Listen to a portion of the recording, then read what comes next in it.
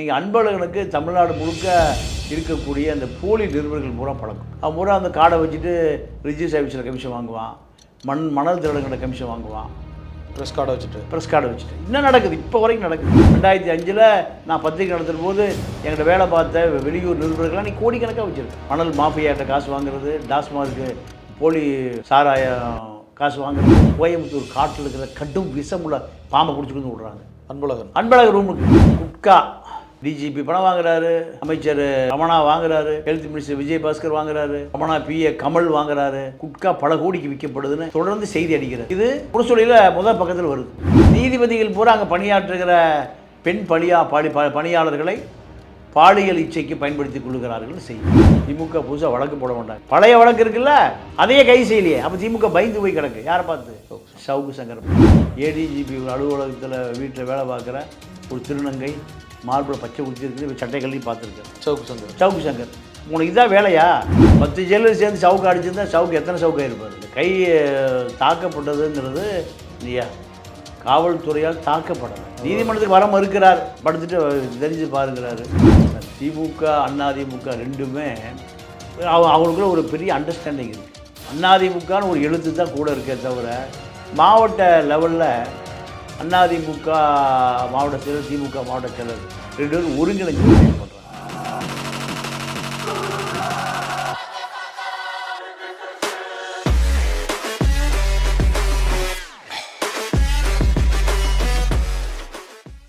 BT media நேயர்களுக்கு வணக்கம். இன்றைக்கி நம்ம கூட நேர்காணல் இணைஞ்சிருக்கிறாங்க தமிழா பாண்டியன் சார் அவர்கள். அவங்கள வெல்கம் பண்ணிடலாம் சார். வணக்கம் சார். இன்றைக்கி யூடியூபர் சவுக்கு சங்கர், இன்றைக்கி எல்லாருமே இன்றைக்கி எந்த ஒரு யூடியூப் சேனலில் போட்டாலுமே அவரை பற்றி தான் பேச்சுகள். ஆரம்ப காலத்தில் ஒரு கிளர்க்காக இருந்து அதுக்கப்புறம் ஜெயிலுக்கு போகிறாரு, அதுக்கப்புறம் வர்றாரு, மீடியா ஃபீல்டில் வர்றாருப்பில் சேனல் ஆரம்பிக்கிறாங்க. அது மூலமாக ஒருத்தரையாக மிரட்டி பணம் வாங்கினாங்க அப்படின்ட்டுலாம் சொல்லி எல்லா சேனலுமே இன்றைக்கி எந்த சேனல் போட்டாலுமே அவங்களோட நியூஸ் தான் பரபரப்பாக இருக்குது. சவுக்கு சங்கருங்கிறவர் யார் சார் ஆக்சுவலாக? அவர் ஒரு கல்லணை பக்கத்தில் ஒரு சின்ன கிராமம் தான் பூர்வீகம். அவங்க அப்பா லஞ்ச ஒழிப்புத்துறையில் ஒரு கிளார்க்காக இருக்கார். அவர் ஒரு அகால மரணம். நீங்கள் ஒரு ஹார்ட் அட்டாக்கில் இறந்தார். வேலையில் இருக்க முச்சில் இறந்துறாரு. அதற்காக அரசு ஊழியர் இறந்தால் அவர் வாரிசு கொடுக்கணும். அப்போது அந்த வேலை சங்கருக்கு வருது. சரி. சங்கர் லஞ்ச ஒழிப்புத்துறையில் ஒரு தட்டச்சர், ஒரு கிளர்க்கு இதுதான். அப்போ அந்த கிளர்க்கு வேலை பார்த்து கொண்டிருந்த பொழுது 2006-11 திமுக ஆட்சி. உபாத்தியாயா தான் லஞ்ச ஒழிப்புத்துறை அதிகாரி, மூத்த அதிகாரி. அப்போது அந்த துறையிலேருந்து நிறைய தகவல் பத்திரிக்கைக்கு போகுது. பல ரகசியங்கள் வெளியில் கசி. லஞ்ச ஒழிப்புத்துறை அவங்க ஆஃபீஸ்லேருந்து இன்டர்னலாக வெளியில் போகுது.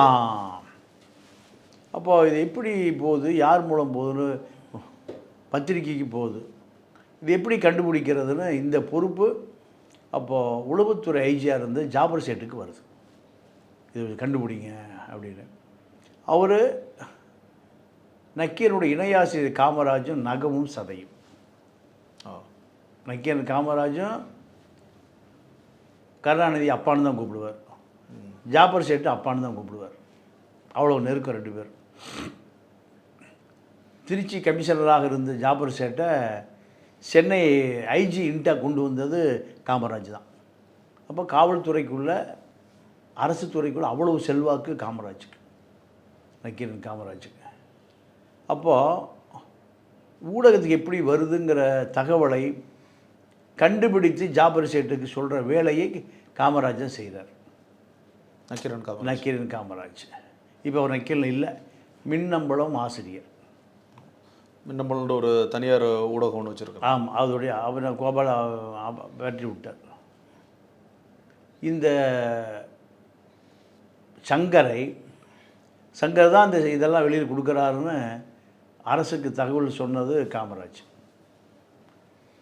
இதை ஊர்ஜிதம் பண்ணிய பிறகு அவர் கைது செய்யப்பட்டார், சிறையில் அடைக்கப்பட்டார். நீங்கள் ஒரு கிளார்க்கு அரசு ரகசியத்தை விற்றா அவர் காவல்துறை என்ன பண்ணும்? அதெல்லாம் பண்ணப்பட்டது. அப்போ சவுக்கு ஜெயிலுக்கு போகிறாரு. அவர் ஜெயிலிருந்து வெளியே வர்றாரு. வெளியே வந்த பிறகு இவர் வெளியில் எடுத்தது வழக்கறிஞர் விஜயகுமார். வழக்கறிஞர் விஜயகுமார், நளினி வழக்கறிஞர் புகழேந்தி, 2 பேரும் தான். இவங்களுக்கு 2 வழக்கறிஞர்களும் இவங்களுக்கு ஆல்ரெடி ஒரு தொடர்புகளில் தான் இருந்திருக்கு. ஆமாம் ஆமாம். அப்போ யார் இப்போ இந்த மாதிரி அரசுக்கு எதிராக போனாலும் விஜயகுமார் வந்து ஒரு மனிதாபிமான அடிப்படையில் அரசை எதுக்குறாயா, அரசு செய்கிற அயோக்கியத்தனத்தெல்லாம் அந்த ஆள் வெளியே கொண்டு வராயின்னு சப்போர்ட் பண்ணுவார். அதன் அடிப்படையில் சப்போர்ட் பண்ணப்பட்டவர் தான் இந்த சங்கர்.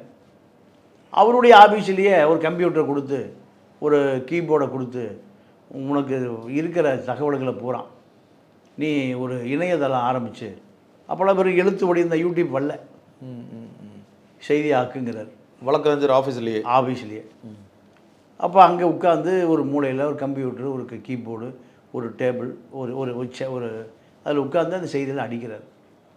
இது இப்படியே நடந்து கடைசியில் எங்கே வந்து சேர்றாருன்னா ப்ரெஸ் கிளப்புக்கு வர்றார்.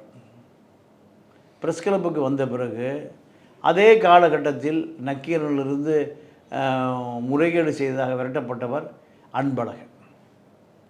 அவரும் இவரும் ஒன்று சேர்றாங்க. பாதிக்கப்பட்ட 2 பேரும் ஒன்று சேர. அவரும் காமராஜால் பாதிக்கப்பட்டவர். யார்? அன்பழகன். இவரும் காமராஜால் பாதிக்கப்பட்டவர். 2 ஒன்று சேர்றாங்க. ஒன்று சேர்ந்த பிறகு நீங்கள் அன்பழகனுக்கு தமிழ்நாடு முழுக்க இருக்கக்கூடிய அந்த போலி நிருபர்கள் பூரா பழக்கம். அவன் பூரா அந்த கார்டை வச்சுட்டு கமிஷன் வாங்குவான், ரிஜிஸ்டர் ஆஃபீஸில் கமிஷன் வாங்குவான், மணல் திருடங்கிற கமிஷன் வாங்குவான், ப்ரெஸ் கார்டை வச்சுட்டு இன்னும் நடக்குது, இப்போ வரைக்கும் நடக்குது.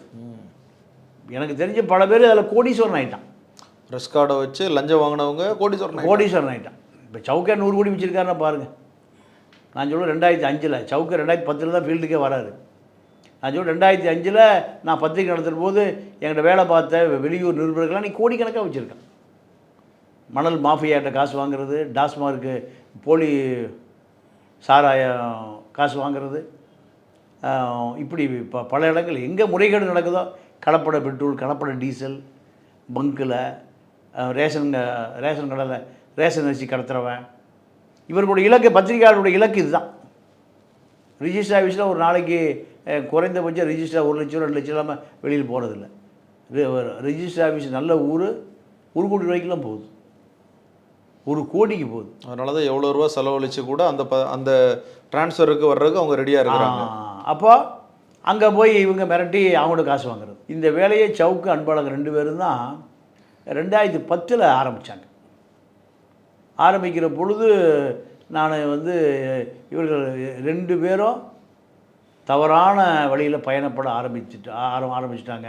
2 பேருக்கும் கடுமையான விளைவுகளை சந்திக்க வேண்டி வரும்னு நான் அப்போவே சொல்கிறேன். இன்றைக்கி அன்பழகன் வந்து அதிமுக ஆட்சியில் இந்த 2011-16 ஆட்சியில் ஐஏஎஸ் அதிகாரிகள், ஊழல் அதிகாரிகள் கட் அவுட்டாக வைக்கிறார். நான் டிஜிபி ராமானுஜன் போய் புகார் சொல்கிறேன். டிஜிபி ராமானுஜன் சொல்கிறாரு நடவடிக்கை எடுக்க முடியாமல் இருக்குது. டிஜிபி ராமானுஜம் இருக்கார் என்கிட்ட சொன்ன தகவல்.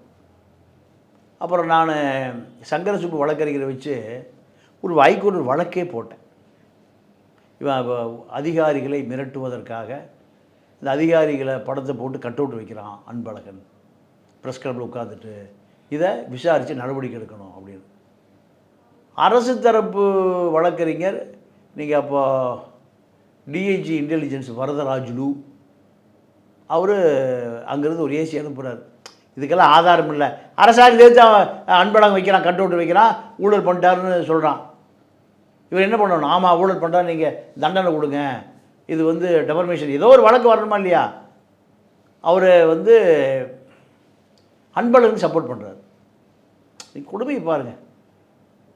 அப்போது இது ரொம்ப விபரீதமான நிலைமைக்கு தான் போகணும். இப்போ அவர் இறந்துட்டார், குண்டசத்தில் அடைக்கப்பட்டார். அவர் தங்கியிருந்த ப்ரெஸ் கிளப்பில் படுத்து தூங்குற ரூமில் கோயம்புத்தூர் காட்டில் இருக்கிற கடும் விஷமுள்ள பாம்பை பிடிச்சி வந்து விட்றாங்க. இப்படிதான் நடந்தது அன்பழகன் ரூமுக்கு. அப்படின்னா அன்பழகன் எப்படி வேலுமணி சித்திரவதை பண்ணியிருப்பார் பாரு. உள்ளாட்சி துறையில் ஊழல்னு புக்கு போடுவார். கடைசியாக கோயம்புத்தூர் சிறையில் போய் வந்து இப்போ இறந்துட்டார். எதனால் சார் அவர் குண்டாஸில் அடைக்கப்பட்டார்? அரசை மிரட்டி பணம் கேட்குறாரு. சவுக்கு கதை தான். முன்னாள் நக்கீரன் நிருபர், தலைமைச் செயலக நிருபர், பல ஐஏஎஸ் அதிகாரிகள் நெருங்கிய நண்பர். அவங்களே மிரட்டி காசு வாங்குறது. குண்டர்ஸ் இடத்துல அடைக்கப்பட்டார். குண்டர்ஸ் இடத்துல வெளியே வந்தார். அப்புறம் கொஞ்ச நாள் இறந்துட்டார். இப்போ இதே போல தான் சவுக் ஜெயிலுக்கு போனார். ப்ரெஸ் கிளப்பில் செட்டில் ஆனார். அதிகாரிகளை மிரட்டி முதல்ல பைக்கில் வந்தார், அப்போ காரில் வந்தார். இப்போ 80 லட்ச ரூபா BMW கார். 2 ரவுண்ட் அந்த கார் இல்லை. நக்கீரன் கோபால்ட்டு அந்த கார் இல்லை. இவருக்கு 80 லட்ச ரூபா BMW கார். என்ன கேட்டால் அவருக்கு மணல் கரிகாலம் வாங்கி கொடுத்தார். மணல் கரிகாலம் பத்திரிகையாளர்களுக்கு பூரா 80 லட்ச ரூபாய்க்கு BMW கார் வாங்கி கொடுத்துட்ருக்கார். அவங்களோட பிரச்சனைகள் வெளியில் வரக்கூடாதுங்கிறதுனால. வேறு என்ன தான். திமுக எதிர்கட்சியாக இருக்கும்போது அதிமுக ஆளுங்கட்சியாக இருக்கும். குட்கா டிஜிபி பணம் வாங்குறாரு, அமைச்சர் ரமணா வாங்குறாரு, ஹெல்த் மினிஸ்டர் விஜயபாஸ்கர் வாங்குறாரு, ரமணா PA கமல் வாங்குறாரு. குட்கா பல கோடிக்கு விற்கப்படுதுன்னு தொடர்ந்து செய்தி அடிக்கிறது. இது புரசொலியில் முதல் பக்கத்தில் வருது. அப்போ இந்த கழகங்களுக்கு இந்த குற்றவாளி தேவைப்படுகிறார். இவங்க வந்து அவங்கள மாற்றி பேசுகிறதுக்கு, அவங்க வந்து இவங்களை மாற்றி பேசுகிறதுக்கு ஒரு ஆள் தேவைப்படுறாங்க. இப்போ திமுக எதிர்கட்சியாக இருந்து ஆளுங்கட்சியாக மாறிடுச்சு. ஆளுங்கட்சி வந்து அதிமுக எதிர்கட்சியாக மாறிடுச்சு. இப்போ வேலுமணி பாதுகாப்புலேருந்து உதயநிதி நிவேதா பெத்ராஜ் நடிகைக்கு 50 கோடி ரூபாய்க்கு வீடு வாங்கி கொடுத்துருக்காருன்னு செய்தி தான் செய்தி. முழுக்க முழுக்க ஒரு பிளாக்மெயில் ஜேர்னலிசம் தான். இப்போ இடையில கூட வந்து சவுக்கு சங்கர் அவர்கள் வந்து கோர்ட் அவமைப்பு வழக்குள்ள ஜெயிலுக்கு போயிட்டு வந்துருந்தாங்களா? என்ன வழக்குனா, நீதிபதிகள் பூரா அங்கே பணியாற்றுகிற பெண் பணியாளர்களை பாலியல் இச்சைக்கு பயன்படுத்தி கொள்ளுகிறார்கள் செய்தி. இவ்வளோ தைரியம் வந்ததுக்கு பின்னாடியில் RSS BJP இருக்குது. ஜெயிலுக்கு போகிறாரு, உடனே வந்துடுறாரு. ஒரு நீதிபதி சூமோட்டாவாக போட்ட கேஸு எப்படி அவ்வளோ சீக்கிரம் விடுதலை ஆச்சு? அப்போ இவர் பின்னாடி யார் இருக்கா? ஏதோ ஒரு அரசியல் சக்தி. BJP ஏதோ ஒன்றும் இல்லை. பிஜேபி இருந்ததுனால தான் இவ்வளவு தைரியமாக இந்த ஜெயிலில் செந்தில்குமாரை ஹைகோர்ட்டில் இழுத்து வெளியே வர முடிஞ்சுது. இப்போது பிஜேபி பற்றுமே வந்து இவர் தவறான கருத்துக்கள்லாம் சொல்ல தானே செய்கிறாங்க. அப்படிங்கிற பட்சத்தில் வந்து பிஜேபி கூட எப்படின்னு கூட்டுன்னு சொல்ல முடியாது. இல்லை, பிஜேபியோட கூட்டுனா நீங்கள் அண்ணாமலையும் சவுக்குன்னு இருக்கும். நீங்கள் நிறைய ரியல் எஸ்டேட் கன்ஸ்ட்ரக்ஷன் கம்பெனிகளுக்கு அமலாக்கத்துறை போகிறதுக்கு பின்னணியில் ஒரு பெரிய அரசியல் இருக்குது. அந்த அரசியலில் சவுக்கும் இருக்கார். நீங்கள் இந்த இப்போ 10க்கும் மேற்பட்ட சொத்து இருக்குது சவுக்கு மேலே, நம்பர் 3வது பொண்டாட்டி மேலாம். இதெல்லாம் எப்போ சமீபத்தில் 21க்கு பின்னாடி வாங்கின சொத்து தானே, கோடிகளாக கொட்டியிருக்கேன். அப்போ எப்படி அண்ணாமலை இல்லாமல் இல்லை, எப்படி இந்த கோடிகள்லாம் கொட்டும்? 2023க்கு அப்புறம் தான் வந்து இவரோட வளர்ச்சி அபரிவிதமாக இருந்தால் சொல்கிறாங்க. அதான் 100 கோடி ரூபா சேர்ந்துருக்கு. இன்னும் 24 முடியவே இல்லை, பாதி தானே இருக்குது.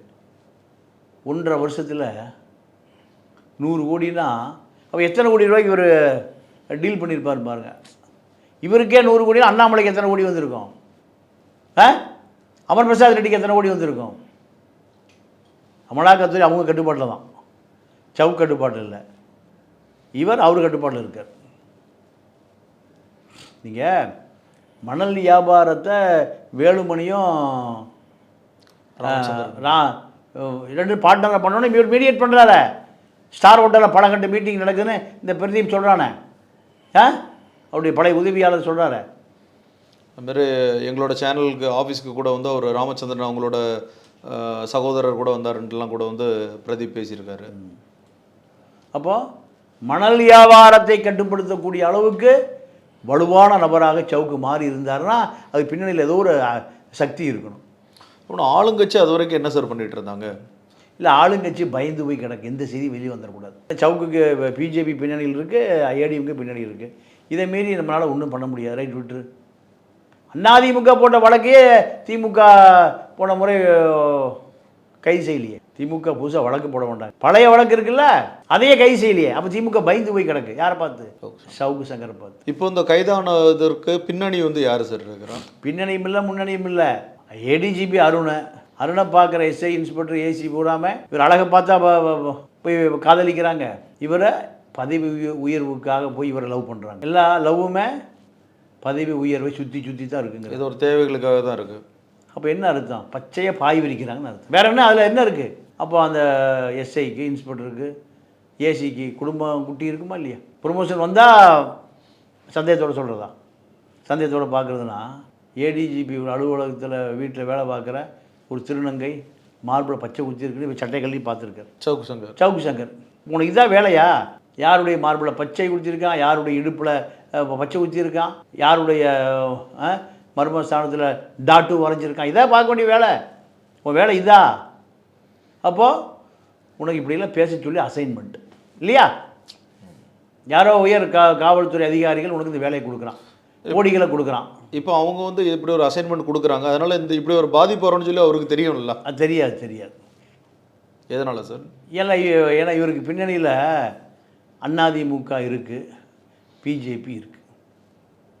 போன முறை நீதிபதிகளை பேசி வெளியே வந்துட்டார. நீதிபதிகள், உயர் நீதிமன்ற நீதிபதி சூமோட்டாவாக தொடுத்த வழக்க வெளியே வரார. அப்போது ஏடிஜிபி அருண் என்ன பண்ணிடுவார்? இதுதான் அந்த திமிர் சார். அப்புறம் இந்த ஒரு சவுக்கு மீடியா பிரைவேட் லிமிடெட் சொல்லி ஒரு கம்பெனி ஒன்று ஆரம்பிச்சு, அந்த கம்பெனியில் கிட்டத்தட்ட மாதம் 16 லட்ச ரூபா வரைக்கும் வந்து சம்பளம்லாம் கொடுத்தாங்கன்னு சொல்லியிருக்காங்களே. இப்போ அதுக்கு பணங்கள்லாம் வந்து எங்கேருந்து வந்துருச்சு, அதை பற்றிலாம் வந்து விசாரணை எதுவும் பண்ணுவாங்களா சார்? இல்லை, இது இப்போ ஒரு 100 கோடி ரூபாய்க்கு மேலே சொத்து குவித்த டாக்குமெண்ட்டு காவல்துறையில் இருக்குது. சரி. இவரோட கூட இருந்த பல பேர் அபூர்வராக மாறிட்டான். பிரதீப் போல் அந்த அருந்தாங்கி இளம் வக்கீல் கார்த்திக் கோவிந்தராஜ் கூட ராம் பிரபு ராஜரத்னம், அதெல்லாம் டிரைவருங்களாம். ஓகே. நான் சொல்கிற ஆளுகள் வந்து லீகல் விங். இவங்க அப்ரூவ் ஆகிட்டாங்க. காவல்துறைக்கு எல்லா கதையும் போய் சேர்ந்துருச்சு, தப்பிக்கவே முடியாது. காவல்துறை நீதிமன்றத்தை நிரூபிப்பதற்கு தேவையான ஆவணங்கள் பூரா இருக்குது. இப்போ இதில் வந்து அப்படின்னா இன்கம் டேக்ஸும் ஈடுமே வந்து இணையறதுக்கு உண்டான வாய்ப்புகள் இருக்கா சார்? இல்லை, அடுத்த கட்ட போலீஸ் அதான் செஞ்சிட்ருக்கு. இந்த சொத்தெல்லாம் முடக்கணுமில்ல. ஓகே. 100 கோடி எப்படி வந்து இன்கம் சோர்ஸ் ஏது? யார் கொடுத்தா? கள்ளப்பணமா? கள்ளச்சந்தையாவாரி கொடுத்தானா? மணல் ராமச்சந்திரனா? எந்த மாஃபியா கொடுத்தான்?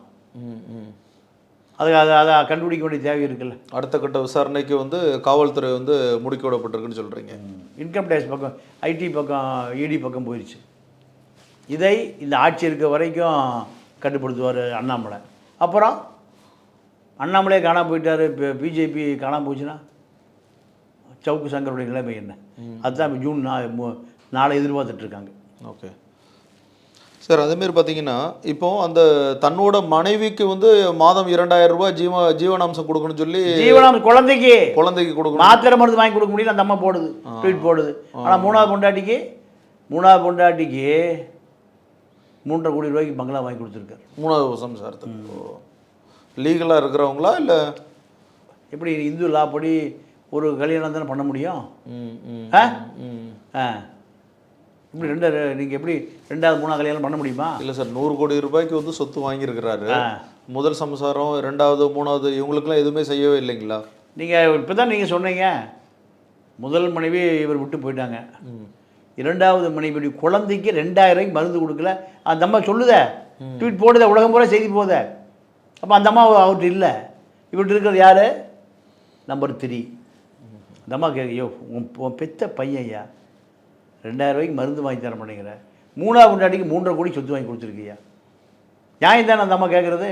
கண்டிப்பாக. அப்போது நீ யாருக்குமே விசுவாசமாக இருந்ததில்லை, உண்மையாக யாருக்கும் இருந்ததில்லை, மனைவி மக்களுக்கு கூட இருந்ததில்லை. இதுதான் உன்னுடைய அடையாளம். சார், அப்புறம் சவுக்கு சங்கர் வந்து கஞ்சாவுக்கு அடிக்ட் அப்படிங்கிற மாதிரிலாம் ஒரு சில விஷயங்கள் ஊடகத்தில் பரவிட்டு இருக்கு சார், அதை பற்றி என்ன சார் நினைக்கிறீங்க? இல்லை, அவருக்கு நீ காவல்துறைக்கு வந்து பெரிய அதிர்ச்சி என்னென்னா, வெளிநாட்டு போதைப் பொருள் இருக்குது, அதில் இந்த காரிலேருந்து கைப்பற்றுறாங்க.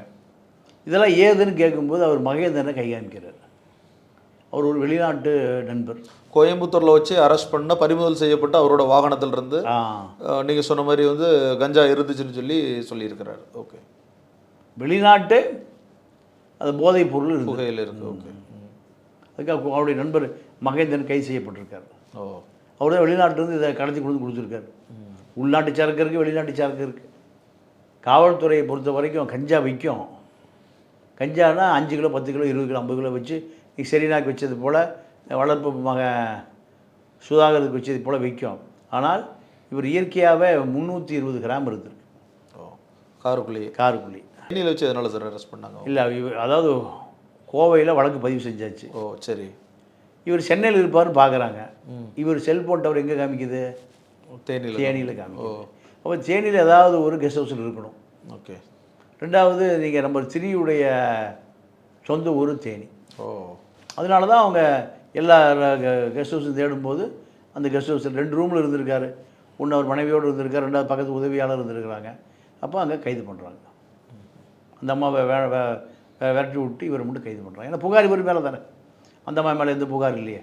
அதான் தேனியில் கைது செய்யப்பட்டது.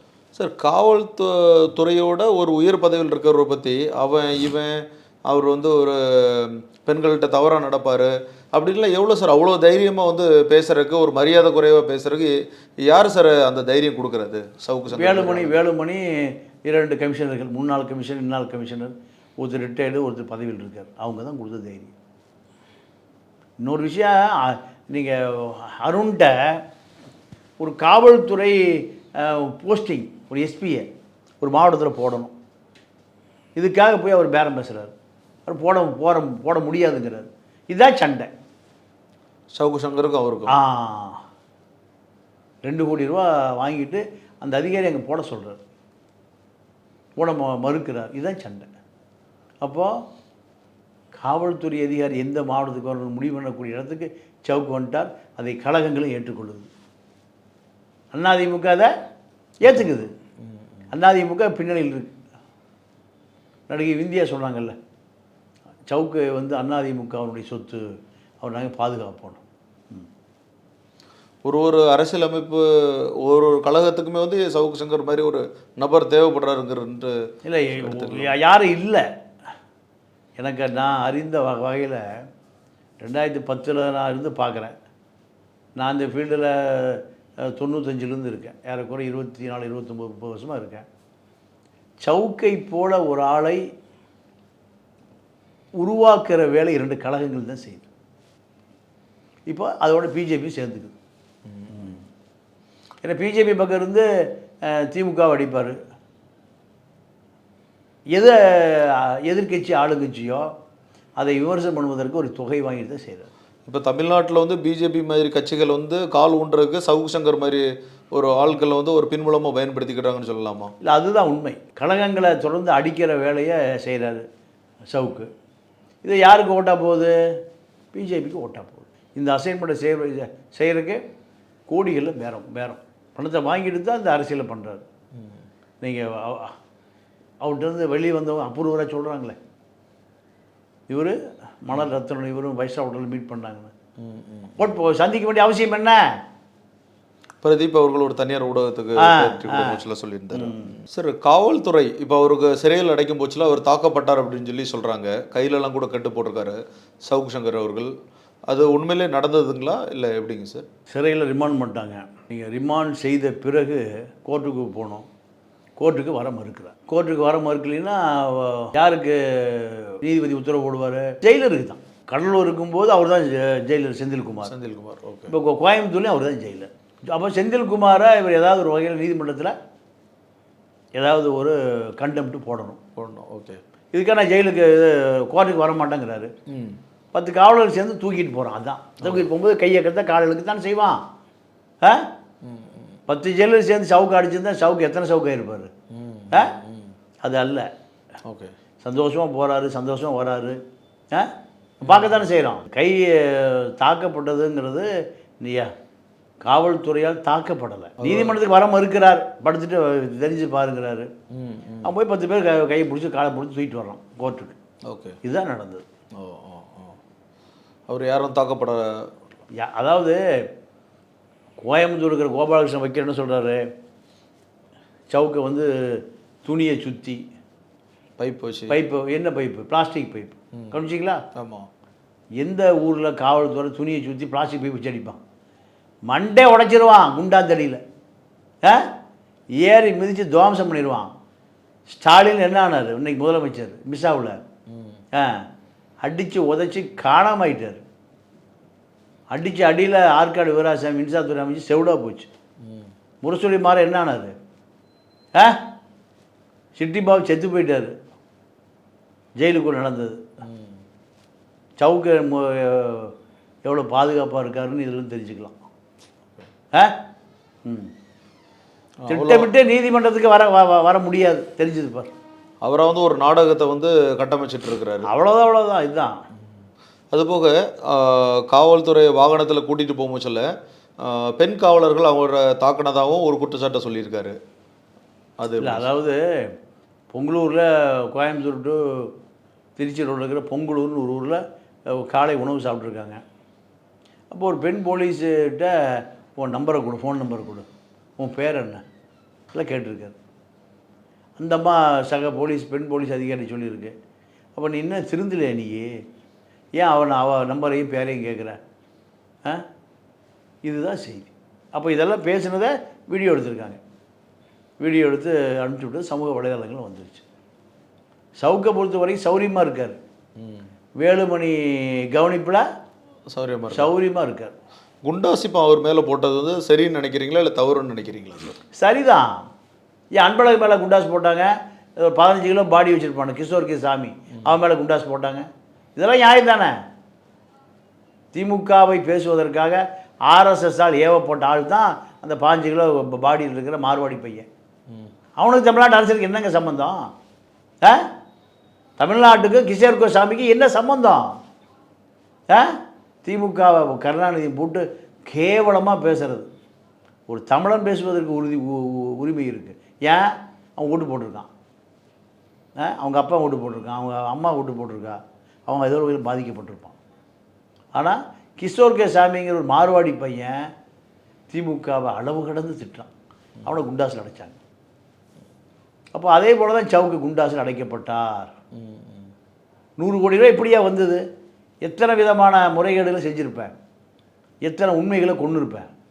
இந்த கோபம் தான் முழுக்க குண்டாசிடம் அடைக்கப்பட்டது. ஸோ அவரோட பேட்டி நேர்காணல் கொடுத்தது வந்து ஃபெலிக்ஸ் தான் நேர்காணல் எடுத்தாங்க. இப்போ தோழர்னு சொல்லி 2 பேருமே ஒரு பாச பரிமாற்றத்தோடு இருப்பாங்க. இப்போ அவருமே வந்து இப்போ கைது பண்ணியிருக்கிறாங்க. இப்போ அவர் மேலே என்னென்ன வழக்குகள் சார் போட்டிருக்கிறாங்க? இல்லை, அவரை பொறுத்த வரைக்கும் அவர் தான் ரெட் பிக்சனுடைய உரிமையாளர். அவர் மனைவி சிஇஓ. இந்த செய்தியை பதிவு பண்ணுறதுக்கு முந்தைய என்ன பண்ணியிருக்கணும்? அவர் எடிட் பண்ணியிருக்கணும். இப்போ என்ன பண்ண? எடிட் பண்ணியா? அதை எடுத்துட்டியா? மன்னிப்பு கடிதம் கொடுக்குறியா? இதெல்லாம் எப்போ பண்ணியிருக்கணும்? பப்ளிஷ் பண்ண. நீ ஒரு பத்திரிக்கையாளர், இதை வழி தெரியாமல் இந்த ஃபீல்டுக்கு வரல. இப்போ மனைவி சொல்லுது, நாங்கள் அதை டெலிட் பண்ணிட்டோம், மன்னிப்பு சிஎம் செல்லுக்கு மன்னிப்பு கடிதம் அந்த அம்மா அனுப்பியிருக்கு. அந்த மாதிரி சிஇஓ இதை எப்போ செஞ்சுருக்கணும்? பப்ளிஷ் பண்ணுறதுக்கு இந்த பிரச்சனைகள் வந்திருக்கு. கோர்ட் என்ன சொல்லுது? ஐபிஎஸ் அருணுடைய அந்த புறத்துக்கு எஸ்ஐ இன்ஸ்பெக்டர் ஏசி எல்லாம் போகிறாங்க, பச்சை வச்சுருக்காங்க, ஆச்சா போச்சு. ஆமாம், இவருக்கு என்ன அழகு இருக்குது, இவர் அதை ஆமோதிக்கிறாரு ஹைகோர்ட் சொல்லுது. நீ பேசாமல் உட்காந்துருந்தா கூட அதிர்ச்சியில் உட்காந்துருக்கலான்னு நான் எடுத்துக்குவேன். நீ அதை ஆமோதிக்கிறாய், அதை வேகமாக பேச சொல்லி என்கரேஜ் பண்ணுற, அதுதான் அவர் சொல்கிறார். தூண்டுதல் இருக்குது. திட்டமிட்டு சப்ஜெக்ட் பேசுனா 2 பேர் உட்காந்து பேசுகிறது. திமுகவை அடிக்கணும், இதுக்காக பணம் கொடுக்குறாரு. இப்போது ஃபெலிக்ஸ் வந்து அவர் சென்னையில் தான் பூர்வீகமாக வச்சு இங்கே தான் இந்த மீடியா தொழில் பண்ணிகிட்டு இருக்கிறாங்க. இப்போ இவரை எதனால் சார் டெல்லியில் வச்சு அரெஸ்ட் பண்ணுறாங்க? இல்லை, அதாவது ப்ரெஸ் கிளப் ஆஃப் இந்தியாவுக்கு புகார் கொடுக்க போகிறாரு ஃபெலிக்ஸ் திமுக அரசு மீது. பேசுகிறது தப்பு, அதை அவர் டெலீட் பண்ணல, அது அப்படியே இருக்குது. ப்ரெஸ் கிளப் ஆஃப் இந்தியாவுக்கு புகார் கொடுக்க போகிறார். இங்கே செஞ்சுட்டு இங்கே ஒரு மன்னிப்பு இதை வச்சுட்டு போயிருந்தாருன்னா இந்த பிரச்சனையே வந்திருக்கு. அதனால தான் அவங்க போய் டெல்லியில் போய் கைது செய்து இங்கே கொண்டு வந்தாங்க. இப்போ அவர் மேலேயுமே ஃபெலிக்ஸ் அவர்கள் மேலேயுமே வந்து நிறைய குற்றச்சாட்டுகள் வருதில்ல சார், அதை பற்றி என்ன நினைக்கிறீங்க? காசு வாங்கிட்டு வந்து ஏமாற்றிட்டாங்க, தேவைக்கு தகுந்தப்பில் யூஸ் பண்ணிக்கிட்டாங்க, அதுக்கப்புறம் கண்டுக்கிடவே இல்லை அப்படிங்கிற ஒரு சில சமூக வலைதளம்லாம் பரவிட்டு வருதுங்களா ஃபெலிக்ஸ் அவர்களை பற்றி? இல்லை, அதாவது கள்ளக்குறிச்சி ஸ்ரீமதி வழக்கில் ஃபெலிக்ஸு சங்கர் 2 பேரும் தான் பணம் வாங்கினதாக பிரதீப் சொல்கிறான். அவன் தான் கார் டிரைவர். பணம் வாங்க தான் போனாங்க எங்கே, ரவிக்குமார்கிட்ட. அப்போது பல இடங்களில் இது மாதிரி தான் பணம் வாங்க போவாங்க. இந்த புகாரை கூடவே இருந்து பார்த்து பிரதீப் சொல்கிறான். சவுக்கும் வாங்குவார், வாங்குவார். ஸோ அப்படின்னா 2 பேருமே சேர்ந்து தான் எல்லா விஷயங்களும் பண்ணுறாங்களா? இப்போ ஒரு இடத்துல போய் மிரட்டி பணம் வாங்குறதா இருக்கட்டும், இல்லை வந்து பணம் வாங்கிட்டு அடுத்தவங்களை மிரட்டுறதா இருக்கட்டும், இந்த வேலைகளில் ஃபெலிக்ஸ் அவர்களும் சவுக்கு சங்கர் அவர்களும் சேர்ந்து தான் இதை செஞ்சுட்டு இருந்தாங்கன்னு சொல்லி சொல்ல வரீங்களா சார்? இல்லை, அதாவது சவுக்கு இணையதளம் ஆரம்பிக்கிறதுக்கு முன்னாடி அவருக்கு அடையாளம் இது நெட்ஃப்ளிக்ஸ் தானே. நெட்ஃப்ளிக்ஸில் தான் ஒரு செய்தி தட்டி விடுறது. நெட்ஃப்ளிக்ஸ்லேயும் ஆதன். ஆமாம், ஆதன் வந்து இந்த ஜெயிலுக்கு போயிட்டு வந்த பிறகு அவங்க தட்டி விட்டாங்க. ஏன்னா இவர் முதலமைச்சர் ரேஞ்சுக்கு பேசுகிறாரு, யாருக்கும் விசுவாசம் இல்லை. இவரை பேட்டி எடுக்கக்கூடிய மாதேஷுக்கு ஒரு விசுவாசமே இல்லை. மாதேஷுக்கு இவருக்குமே பெரிய முரண்பாடு. அவர் என்னென்னா முதலமைச்சர் ரேஞ்சில் போயிட்டார். என்னடிதான் இருந்தாலும் ஒரு தமிழ்நாட்டோட முதல்வர் அவங்கள வந்து பேசும்போச்சில் வந்து ஒரு மாண்போட பேசணும்ல. அதேமாரி சார், இப்போ இவர் கடைசி அந்த பேட்டி கொடுக்கும் போச்சில் கூட நான் வந்து முதலமைச்சர் அவர்களை நேரில் சந்தித்தேன், உதயநிதி ஸ்டாலினையும் சந்தித்தேன் அப்படிங்கிற மாதிரிலாம் ஒரு சில விஷயங்கள் பகிர்ந்தார். அது உண்மையாக நடந்திருக்கிறதுக்கு உண்டான வாய்ப்புகள் இருக்குங்களா எப்படிங்க சார்? இல்லை, அவங்க தரப்புலேருந்து அப்படியெல்லாம் நடக்கலை. இவர் தான் இட்டுக்கட்டி சொல்கிறாருங்கிறாங்க. நாங்கள் அவரை சந்திக்கிற நிலைமையிலாம் அவ்வளோ பலவீனமாக இல்லை. சவுக்குடைய ஆலோசனை எங்களுக்கு அவசியம் தேவையில்லைன்னு நீங்கள் திமுக தரப்பு சொல்லுது. அப்புறம் எப்படி சார், இப்போ இவர் ஒரு சாதாரண மனுஷன், இவர் நான் சிஎம், ஒரு தமிழ்நாட்டோட முதலமைச்சரை நான் நேரில் சந்தித்தேன், நான் அவர்கிட்ட பேசினேன், அவங்களுக்கு ஆலோசனை கூற விரும்பினேன் அப்படின்ட்டுலாம் ஒரு சில வார்த்தைகள் பயன்படுத்துகிறாரு. இதை வந்து இப்போ எப்படினாலும் வந்து முதலமைச்சர் தரப்புல கண்டிப்பாக அந்த விஷயத்தை கேள்விப்பட்டிருப்பாங்க. அப்படிங்கும் பட்சத்தில் இவர் சப்போஸ் ஒரு தவறுதலாக ஒரு பொய் சொன்னார் அப்படின்னா இவர் மேலே ஏன் சார் சட்டப்படி நடவடிக்கை எடுக்கலை? திமுக பயப்படுது. இவர் உயர்நீதிமன்ற நீதிபதி சூமோட்டோவில் வழக்கு போடுறாங்க, இவர் உள்ளே இருக்கார். அதிமுக ஆட்சியில் போட்ட 3 வழக்கு பெண்டிங் இருந்தது, அதுலேயே இவர் குண்டாஸ் போட்டு தள்ளியிருக்கலாமே திமுக செயலியை. ஏன்? நமக்கு சவுக்குடைய பகை வேண்டாம், சவுக்கை நமக்கு உபயோகப்படுத்திக்கலாம். அதிமுக அப்படி தான் நினைக்குது. திமுக 2 கழகங்களும் தான் சார் இவரை வளர்த்தி விடுது. இல்லை, அவங்களே சவுக்கு சங்கருங்கிற ஒரு தனி நபர் வந்து ஒரு ஊடகவியலர், அவ்வளோதானே. அவர் ஒன்றும் வந்து ஒரு பெரிய ஆட்சி மையம் கிடையாதுல்ல. அவரை கண்டு ஏன் சரி ஒரு அதிமுக அரசும் திமுக அரசுமே பயப்படுதுன்னு சொல்கிறது ரொம்ப ஒரு ஹைப்பை கிரியேட் பண்ணுற மாதிரி இல்லைங்களா சார்? குட்கா வழக்கு சார், அதிமுக ஆட்சி, திமுக பின்னணியிலேருந்து குட்கா வழக்க நீங்கள் முதல் பக்கத்தில் வருது. எதில்? முரசொலியில். இதுக்கு என்ன பேர் சொல்லுங்கள்? இவர் நாவலர் நெடுஞ்செழியனா, அன்பழகனா, இல்லை ஐம்பெரும் தலைவர் ஒரு ஆளா? இவர் என்ன அடையாளம்? ஒரு கிளார்க்கு தானே. இவரை குட்காவை பேசுகிறாருன்னா திமுக ரசிக்குது. அப்போ எதிர்கட்சியாக இருந்து முரசொலியில் போடுது. நான் தான் கேட்குறேன், உங்களுக்கு வந்தால் ரத்தம், அடுத்தவனுக்கு வந்தால் அதில் தக்காளி சட்னியா? வடிவேல் சொல்கிறத போல். அப்போ நீங்கள் அவனை என்கரேஜ் பண்ணீங்க, அது பணம் கொடுத்தீங்க. இப்போ நீங்கள் ஆளுங்கட்சியாக வந்தீங்க, அவன் இப்போ எதிர்கட்சி வரிசது உங்களை அடிக்கிறான். இதுதான் நடக்குது. பிஜேபியுடைய செல்ல பிள்ளையாக இருந்ததுனால தான் அன்றைக்கி ஹைகோர்ட்டில் இந்த வழக்கு சூமோட்டோ எடுத்த வழக்கில் வெளியே வரும். சரி, இன்றைக்கி இருக்க காலகட்டத்தில் இன்றைக்கி சவுக்கு சங்கர் அவர்கள் வந்து பிஜேபியோட செல்ல பிள்ளையாக இன்றைக்கி நீடிக்கிறாரா சார்? கண்டிப்பாக. ஏன்னா பிஜேபிக்கு 2 கழகங்களை எப்படியாவது டேமேஜ் பண்ணணும். இப்போ ஒரு கழகத்தை பண்ணுற, இன்னொரு கழகத்தையும் பண்ணினா பிஜேபி தலை தூக்கி வச்சுக்குவோம். பிபி மாநில துணைத் தலைவராயிருவா பிஜேபியில். இது தேராது. அடுத்து திமுக தான் எதிர்கட்சி, அதிமுக ஆளுங்கட்சினால நீ அதிமுக வந்து சேர்ந்துட்டேன். இதுதான் அவருடைய தந்திரம் சார். அப்படி பார்த்தீங்கன்னா இப்போ பொன்முடி வழக்கை கூட உதாரணத்துக்கு எடுத்துக்கிட்டிங்கன்னா, அமைச்சர் பொன்முடி அவர்களோட வழக்கு எடுத்துக்கிட்டிங்கன்னா, இப்போ அவங்க சுப்ரீம் கோர்ட்டு போய்ட்டு ஸ்டே வாங்கிட்டு வெளியில் வர்றாங்க. ஸோ அப்படிங்கிற பட்சத்தில் வந்து திமுக வந்து கொஞ்சம் ஸ்ட்ராங்காகவே இருக்குதுன்னு சொல்லி நம்ம எடுத்துக்கிடலாமா? இல்லை, திமுகவை பொறுத்தவரை ஸ்ட்ராங்காக இருந்தால் இந்த சவுக்கை வந்து 3 வருஷம் வளர விட்டுருக்காது. ஸ்ட்ராங்காக இல்லை, பயப்படுது. யாருக்கு பயப்படுது? சவுக்குக்கு பயப்படுது. இன்னும் நிறைய விஷயங்களை தோண்டி எழுதுவான், அடிப்பான். இது நமக்கு பெரிய வாக்கு வங்கி சதைச்சிடும். அதனால் இவன் யாராவது புகார் கொடுப்பாங்களா, எதாவது பேசுவானா, எதாவது வம்பில் மாட்டுவானா, கன்னி வலையை வச்சு விரித்து வச்சுருந்தாங்க, அதை மாட்டிக்கிட்டேன். சார் அப்போனா திமுக வந்து சவுக்கு சங்கருக்கு பயப்படுது, ஆனால் பாஜக அரசுக்கு பயப்படலை அப்படின்னு சொல்லி நம்ம எடுத்துக்கலாமா சார்? இல்லை, பாஜக அரசுகள் பின்னணியிலிருந்து தான் அவர் திமுகவை எதிர்க்கிறார். இவ்வளோ தைரியம் எங்கேருந்து வந்தது? திமுக ஆதரவு கொடுக்கலைன்னா அன்னைக்கு குட்கா வழக்கு வெளியே வந்திருக்காரு. குட்கா வழக்க பெரிய செய்தியாக்குனது சவுக்கு. யார் கைதாகலையே. திமுக இருந்து குட்கா வழக்கு அடிக்கிறாரு. கடைசியாக போய் ஹெல்த் விஜய் பாஸ்கிட்ட பணம் வாங்குறாரு, பல கோடி வாங்குறாரு. அப்போ அது எதிர்கட்சி ஆளுங்கட்சி ஆச்சு. இப்போ ஆளுங்கட்சி அதிமுக வந்து உட்கார்ந்துருக்கார், திமுகவை அடிக்கிறார். இப்போ இறுதியாக ஒரு கேள்வி சார், இப்போ ஃபெலிக்ஸ் அவர்கள் மேலே வந்து குண்டாசு வழக்கு வந்து போடப்படுமா சார்?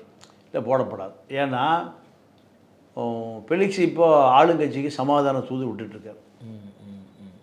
சவுக்கு எந்த காலத்துலேயும் ஆளுங்கட்சி தூது விடலை.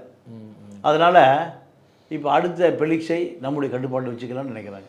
அது இயற்கை தானே. ஒவ்வொரு கட்சிக்கும் ஒரு சேனல் இருக்குது, டிவி இருக்குது. எனக்கு 50 யூடியூப் சேனல் இருக்குது. இப்போ பிஜேபி வந்து ஒரு 50 யூடியூப் சேனலில் புதுசாக ஆரம்பிக்க போகிறாங்க, ஸ்ட்ராட்டஜி உருவாக்குவதற்கு. 26 இங்கே திமுக ஒழிச்சிடணும், அதிமுகவை அப்படியே ஆட்சியில் வர விடாமல் பண்ணிடணும். அடுத்து நம்ம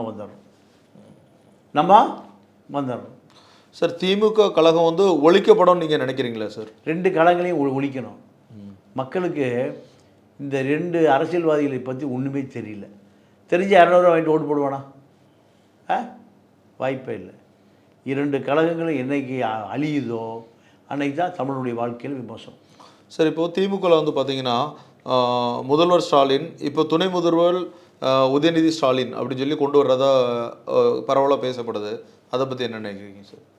சார், திமுக அதிமுக ரெண்டுமே அவங்களுக்குள்ள ஒரு பெரிய அண்டர்ஸ்டாண்டிங் இருக்குது. அதிமுகன்னு ஒரு எழுத்து தான் கூட இருக்கே தவிர, மாவட்ட லெவலில் அதிமுக மாவட்ட செயலர், திமுக மாவட்ட செயலர் 2 பேரும் ஒருங்கிணைஞ்சு தான் செயல்படுறாங்க. நீங்கள் மணல் மேட்டரை யாரும் பேசுகிறது இல்லையே. ஒரு வாரம் 10 நாள் வந்து ரொம்ப ஒரு பரபரப்பாக பேசப்பட்டுச்சு. அதுக்கப்புறம் யாருமே அதை பற்றி பேசல. திமுகவுக்கு ஆளுங்கட்சினா திமுக பணம் கொடுக்குறான் கரிகால, எதிர்கட்சிக்கு பாதியை கொடுக்குறான். இல்லை, தொழில் பண்ணுறவங்களுக்கு என்றைக்குமே வந்து அரசியல்வாதிகள்னால் இருபுறமும் அவங்களுக்கு தேவை தானே. இப்போ இவங்க வந்து அவங்களோட துணை அவங்களுக்கு தேவைப்படும், இவங்க வந்தால் இவங்களோட துணை அவங்களுக்கு தேவைப்படாதுண்ணே. தொழில் பண்ணுறவங்களுக்கு எல்லா அரசியல்வாதிகளுமே தேவைப்படுறாங்கல்ல. இல்லை, இது தொழில் இல்லவே. ஆற்றுல 4 அடி எடுக்க சொல்லி நீதிமன்றம் சொல்லுது.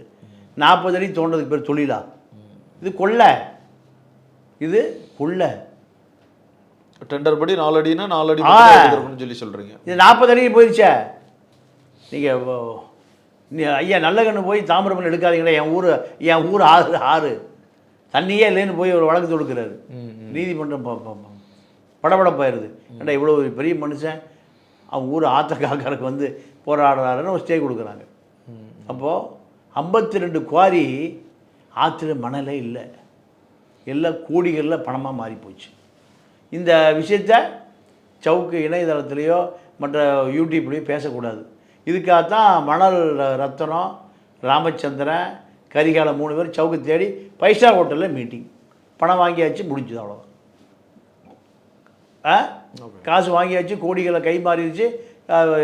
80 லட்ச ரூபா BMW கார் வந்துருச்சு, எல்லாம் வந்துருச்சு. ஆற்றுல மண்ணையும் காணாமல் போச்சு. இப்போ அரசியலில் மக்கள் வந்து ஓட்டு போட்டு ஒருத்தவங்களை வந்து நல்லது செய்வான்னு சொல்லி ஒருத்தர் தேர்ந்தெடுக்கிறாங்க. இப்போ அவன் வந்து நல்லது ஒரு சிலவங்க செய்கிறாங்க, ஒரு சிலவங்க செய்ய மாட்டேங்கிறாங்க ஆட்சிக்கு வந்ததுக்கப்புறம் அப்படிங்கிற ஒரு இது பொதுவாக இருக்குது. ஆனால் இப்போ ஊடகத்தில் வந்து பார்த்திங்கன்னா பொதுவான விஷயங்கள், அரசை எதிர்த்து இவன் பேசுகிறான்ப்பா, இவன் வந்து உண்மையிலே வந்து இவன் வந்து ஒரு நல்ல போல்டாக வந்து அரசை எதிர்க்கிறான், ஆளுங்கட்சினாலும் சரி எதிர்கட்சினாலும் சரி நல்லபடியாக அரசை எதிர்த்து பேசுகிறாப்புல அப்படின்னா வந்து இவர் வந்து ஒரு நல்ல ஒரு ஒரு ஒரு ஊடகவியாளர் அப்படிங்கிற ஒரு பெயர்கள் வந்து அவங்க பின்னாடி கட்டமைக்கிறாங்க மக்கள், ஒரு சாமானிய மக்கள். ஆனால் இவங்க இதேமாரி ஆளுங்க இப்படி காசு வாங்கிட்டு ஒரு தலைபட்சமாக நடக்கிறது தவறு இல்லைங்களா சார்? இல்லை, தவறு அப்படிங்கிறது இது காலங்காலமாக பல குற்றவாளிகள் இது வேலை செஞ்சுட்டு தான் வரலாம். இதை மக்கள் தான் அடையாளம் கண்டுபிடிச்சி அவர்களை புறக்கணிக்கணும். வேறு யாரும் ஒன்றும் பண்ண முடியாது. இதில் காவல்துறை நடவடிக்கை எடுக்க முடியாது. இப்போ சொத்து வாங்கியிருக்கான்னு ஐடி போய் பண்ண முடியாது, அமலாக்கத்துறை பண்ண முடியாது. இவர்களை மக்கள் தான் அடையாளம் கண்டுபிடிச்சி அவர்களை புறக்கணிக்கணும். இது ஒன்று தான் இவர்களை அப்புறப்படுத்துவதற்கான ஒரே வழி. சார், இவ்வளோ நேரம் உங்களோட வேலைகள் எல்லாத்தையும் ஒதுக்கி வச்சுட்டு எங்களோட ஊடகத்துக்கு வந்து பேட்டி கொடுத்ததற்கு மிக்க நன்றி சார். நன்றி, வணக்கம். Thank you sir.